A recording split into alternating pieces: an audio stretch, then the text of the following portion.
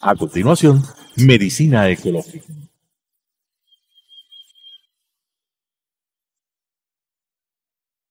Clasificación A. Apto para todo público. Las opiniones vertidas en este espacio por la producción y dirección del programa son de exclusiva responsabilidad de sus autores y de quienes intervienen en ellos.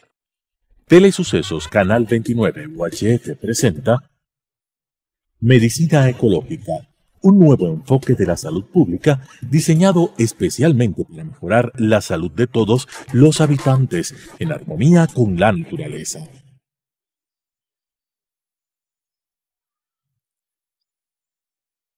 Con la conducción del Dr. Walter Mena Ordóñez. Medicina Ecológica.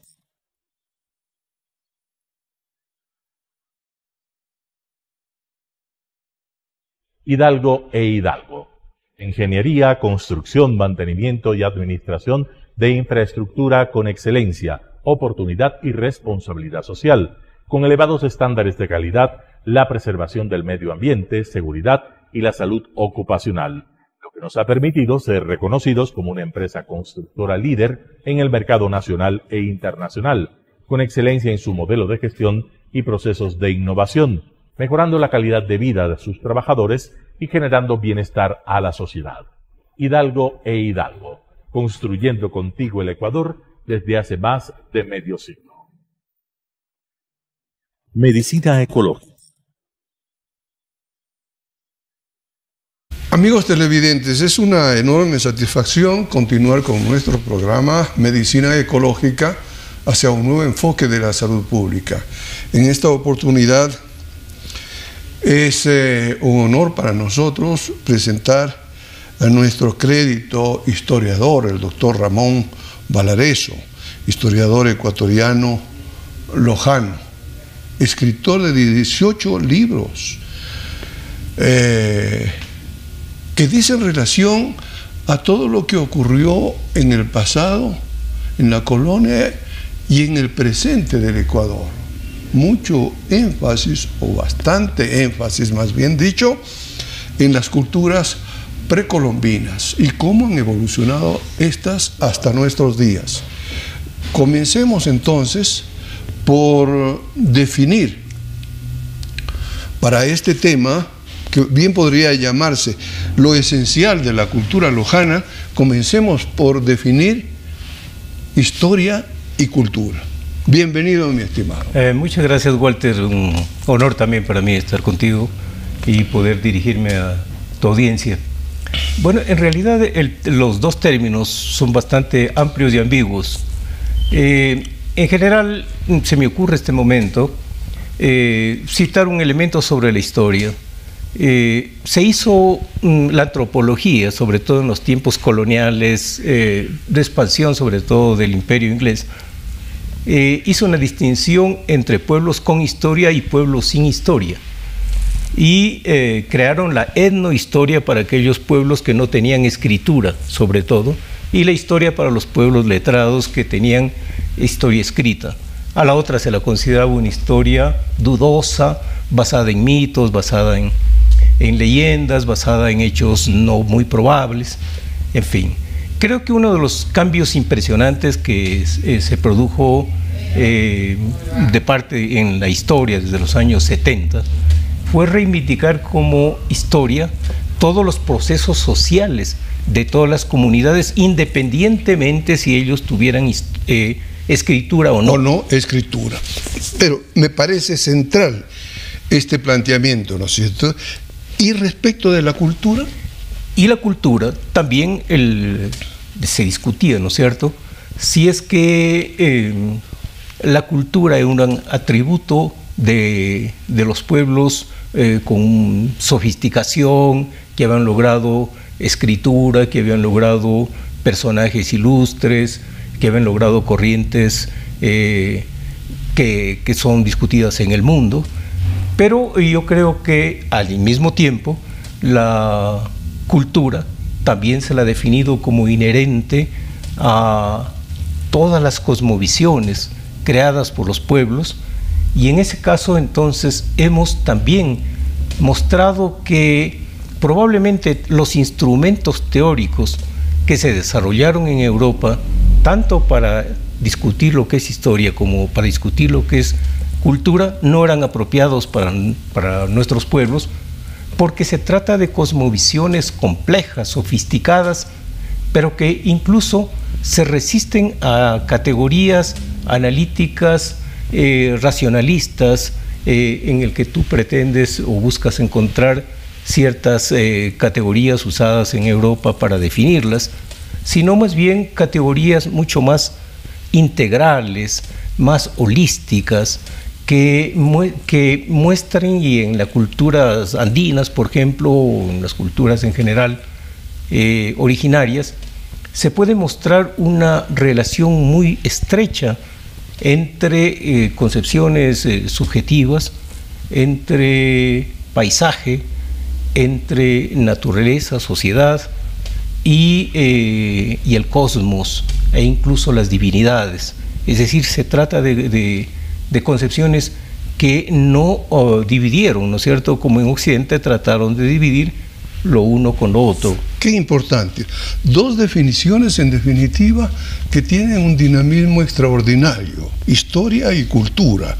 No podemos pensar en el concepto de historia y cultura referidos a Europa. Tenemos que necesariamente trabajar sobre un concepto de historia y cultura nacidos de nuestra realidad, incluyendo, por supuesto, la riqueza étnica de nuestro país. Perfecto. Con este antecedente importantísimo que has señalado tú, los indígenas del centro norte del Ecuador, que has estudiado tanto, ¿cómo podrías definir la esencia de esta cultura? Bueno, mis primeros, quisiera contarte que yo inicié mis estudios históricos en el 79 y los profundicé por el 85, cuando hice una maestría de historia.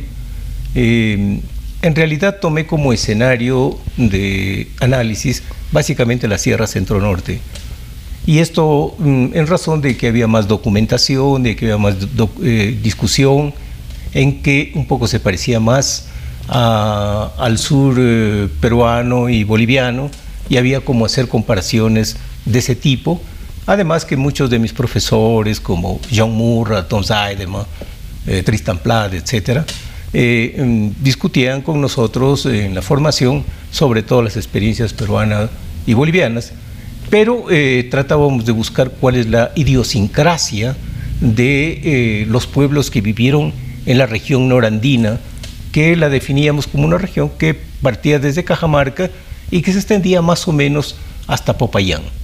En esta región norandina, entonces, la esencia, la diferencia que podríamos mirar con relación a los Andes centrales, a los Andes del sur, es que se trataba de sociedades más descentralizadas, es decir, donde la sociedad tenía mucho peso con relación a sus señores étnicos, mientras que en el sur habían surgido ya tempranamente reinos teocráticos o reinos fuertemente centralizados, de manera que aquí teníamos sociedades mucho más flexibles, pero no menos sofisticadas que aquellas.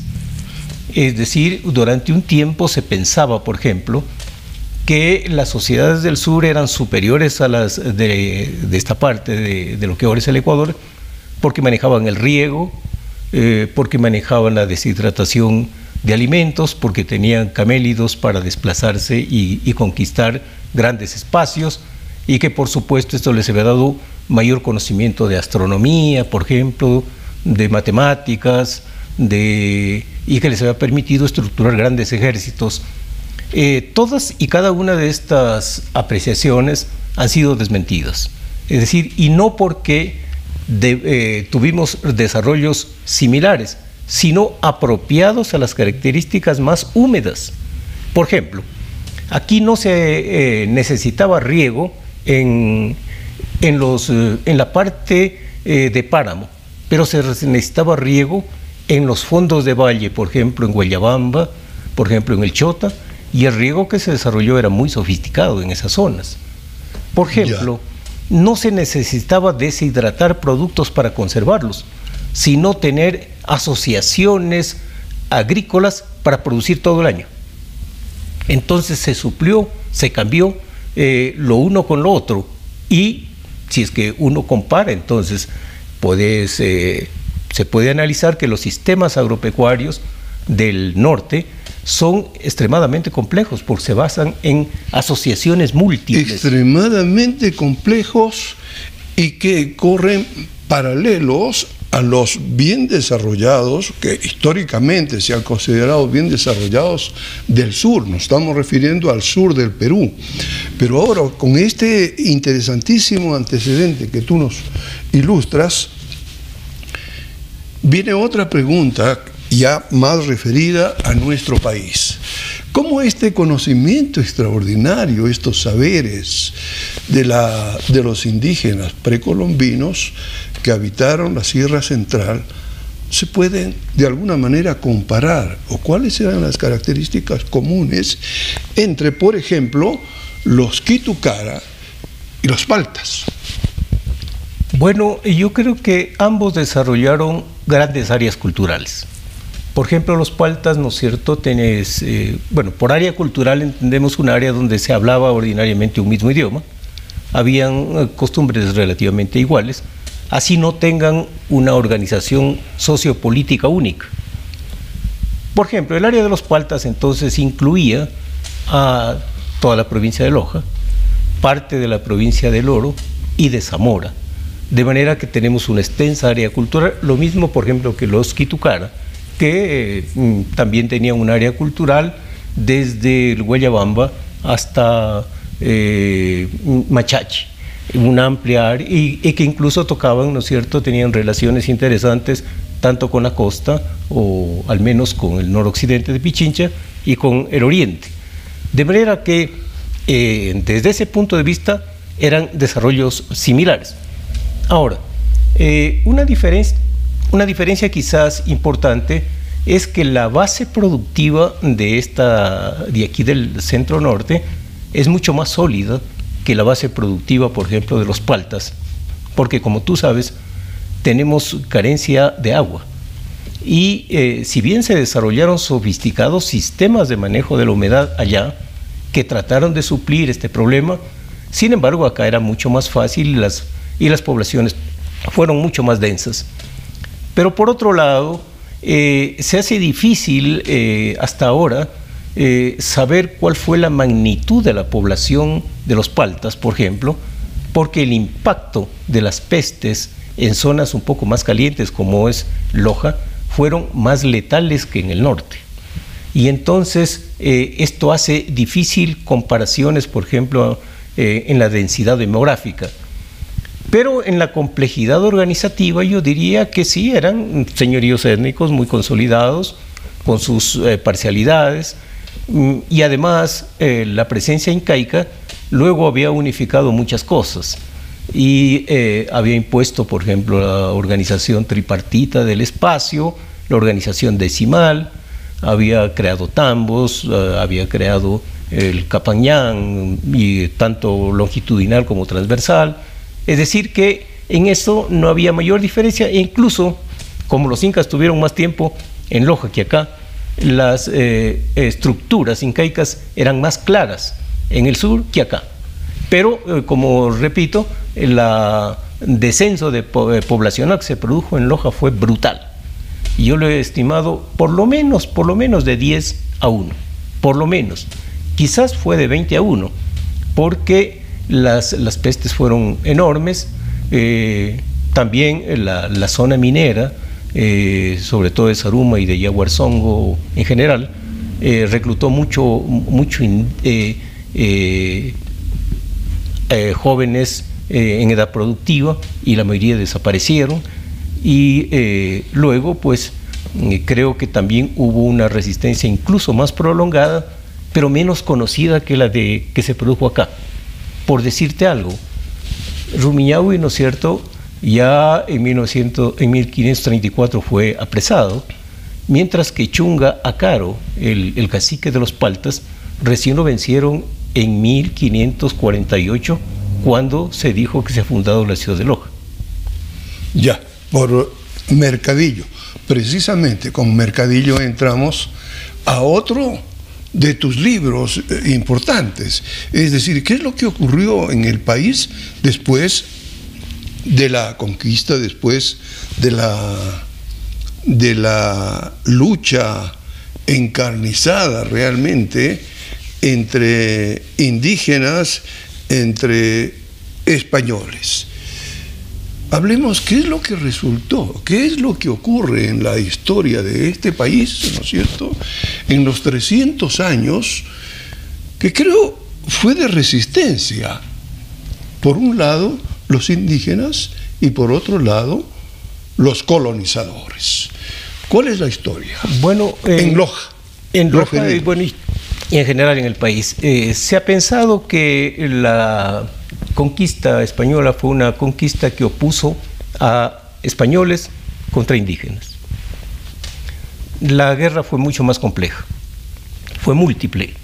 Hubo muchos grupos indígenas que estuvieron al lado de los españoles. Ya, interesante. De no haber sido por ellos, quizás no era posible la conquista en muchos espacios, o al menos se habría prolongado mucho. Ya. Y luego, tampoco la dominación fue una dominación vertical, fue muy dura, muy brutal, pero hubo resistencia, hubo formas de sincretismo, hubo nuevas formas que aparecieron en esa relación. Inclusive aparecieron formas de intercultura entre estas diversas sociedades. Ese es justamente uno de mis textos, mi tesis doctoral, precisamente, que no le he publicado porque quiero aún desarrollarla un poco más. Explora estas formas de intercultura, es decir, de colaboración, de tolerancia, de sincretismo en unas veces, de préstamos, de adaptaciones de una cultura con la otra. Lo que nace entonces es eso, es decir, un mestizaje por un lado, es decir, que le hemos llamado mestizaje a todas estas formas de intercultura.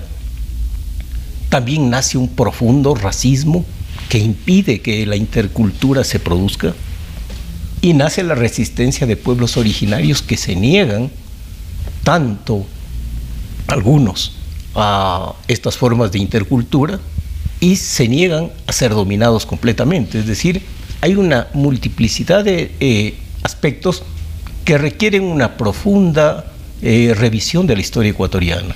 Maravilloso. Y eso es lo que estamos tratando de hacer. Lo que nos dices tú, ¿no es cierto?, respecto de esta fusión, que entrañó, claro, resistencia, pero también un proceso paulatino de entendimiento, de diálogo, y el producto de eso somos nosotros, pues. El mestizaje se produjo, de hecho, ¿no es cierto? Yo diría, con ventajas, desventajas. Eso es un asunto tremendamente polémico. Pero, ¿qué es lo esencial de ese mestizaje, estimado?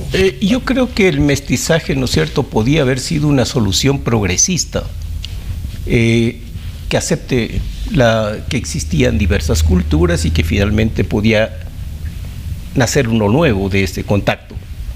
El problema, creo yo, fue, uno, la noción colonialista, que hay que y esto nos lleva a descolonizar la mente sobre todo los mestizos. Los españoles pensaban que los indios no sabían, que no entendían y que además ignoraban que no sabían. Entonces, primero hay que descolonizar a nuestro pensamiento para mostrar que estos eran pueblos muy sofisticados que tenían una serie de conocimientos, etc. Segundo, yo creo que hay que conocerlos más a los pueblos. En realidad, el conocimiento, digamos, de las áreas centrales, de los quichuas, de los paltas, de los cañaris, etc., de varios de los pueblos centrales, es bastante interesante este rato, pero conocemos poco de otros, de manera que el conocimiento aún es pequeño. Yo creo que un programa de mejor conocimiento sería interesante. Y tercero, precisamente identificar estas formas de intercultura, no solo las de conflicto. Hubo conflictos, choques brutales, ¿no es cierto?, porque hubo imposiciones terribles. Pero para ponerte un ejemplo, la Virgen del Cisne, en Loja, que para muchos es una deidad solamente española, en realidad es la continuidad de una diosa ave que se llamaba Pisaca, que quiere decir perdiz, que era la encargada de hacer llover y curar a las personas. Y la Virgen del Cisne apareció exactamente con esas mismas características y como una diosa ave. Claro, los españoles hicieron oposiciones, ¿no es cierto? Acá tenemos una diosa ave que es blanca, inmaculada, la de ustedes es negrita, es promiscua y es un cerro, en fin. Mis investigaciones... El sincretismo. Pisaca se metió en la churona, que adoramos todos en Loja. Y con esto pasemos a otro punto interesantísimo, siempre relacionado, ¿no es cierto?, con lo que tú nos estás ilustrando en este momento. ¿Qué ocurrió en la República? Y ahí tenemos la obra de nuestro crédito historiador, y tú has seguido los pasos y lo has honrado a Pío Jaramillo Alvarado. ¿Cuál es tu punto de vista respecto de lo esencial también en el pensamiento de Pío Jaramillo Alvarado en torno al indígena ecuatoriano? A ver, en realidad Pío Jaramillo contribuyó en varias cosas. Uno, creo que fue el primero en plantear que ahí había una región que le llamó región sur para diferenciarla de la religión austral que sostenían los cuencanos, los morlacos, como les decimos allá, ¿no es cierto? Y dijo, no, acá hay una región distinta.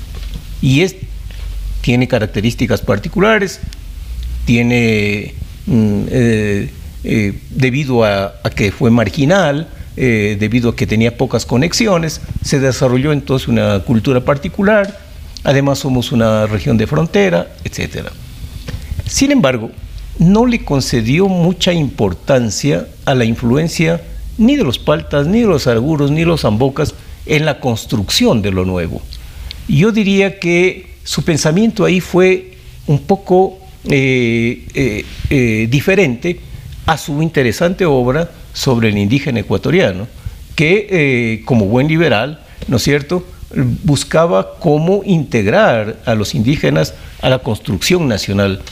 Pero no hay un esfuerzo similar de Pío Jaramillo para integrar a la construcción regional a los indígenas paltas, araguros, ambocas, malacatos, etc. Y yo diría que ese sí es un problema, y con mi admiración a Pío, sin embargo, mi obligación también ha sido señalar con claridad cuáles son sus limitaciones de la época, por supuesto, no limitaciones de otra orden, limitaciones de la época y del pensamiento liberal, que pensaba que había que construir un país sobre la base de la ciudadanización de la gente, y su actor fundamental eran evidentemente los mestizos, ¿no? Perfecto, muy lindo. Yo estoy emocionado realmente con todo lo que tú nos ilustras. Haciendo una recapitulación de todo lo que has dicho. Ya se nos ha terminado el tiempo, pero tenemos 2 minutos para sacarle el jugo, ¿no? ¿Cómo definirías en este momento la cultura lojana? Bueno, en este momento ha cambiado mucho. Creo que desde los años 70, Loja ya no es una región. Hay un proceso de integración muy fuerte. De manera que el lojano es un poco más universal, diríamos. Tampoco tenemos el mejor castellano, como un tiempo dijimos, porque ahora al mostrar la diversidad, la pluralidad de Loja, miramos entonaciones, barbarismos, todo lo que en nuestros personajes del campo, de la ciudad, etcétera, hablan, de manera que creo que ese es otro elemento ideológico. Pero sí hay elementos de continuidad. Por ejemplo, es increíble que el culto a la Churona se ha convertido más que un hecho religioso en un hecho de identidad. Creo que elementos de la gastronomía se están convirtiendo en hechos más universales. Por ejemplo, todos nos encantaba el café. Ahora entendemos que es uno de los mejores cafés del mundo. El chivo en hueco y bueno, todos los platos. Lastimosamente se nos ha terminado el tiempo. Yo quisiera decir que estoy encantado realmente con este resumen que nos ha hecho Galo Ramón de su trabajo. 18 libros cuenta él sobre la historia del Ecuador.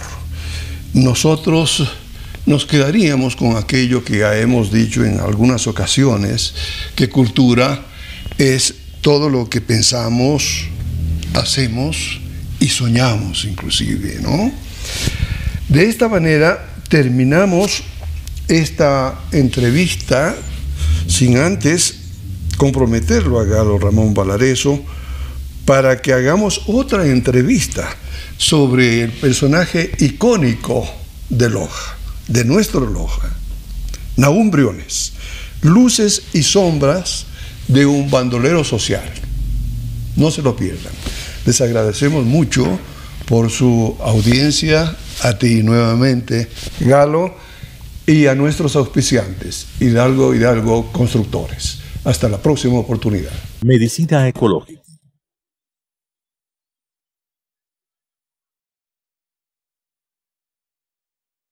Hidalgo e Hidalgo. Ingeniería, construcción, mantenimiento y administración de infraestructura con excelencia, oportunidad y responsabilidad social, con elevados estándares de calidad, la preservación del medio ambiente, seguridad y la salud ocupacional, lo que nos ha permitido ser reconocidos como una empresa constructora líder en el mercado nacional e internacional, con excelencia en su modelo de gestión y procesos de innovación, mejorando la calidad de vida de sus trabajadores y generando bienestar a la sociedad. Hidalgo e Hidalgo, construyendo contigo el Ecuador desde hace más de medio siglo. Las opiniones vertidas en este espacio por la producción y dirección del programa son de exclusiva responsabilidad de sus autores y de quienes intervienen en ellos. Telesucesos Canal 29 UHF presentó Medicina Ecológica, un nuevo enfoque de la salud pública diseñado especialmente para mejorar la salud de todos los habitantes en armonía con la naturaleza.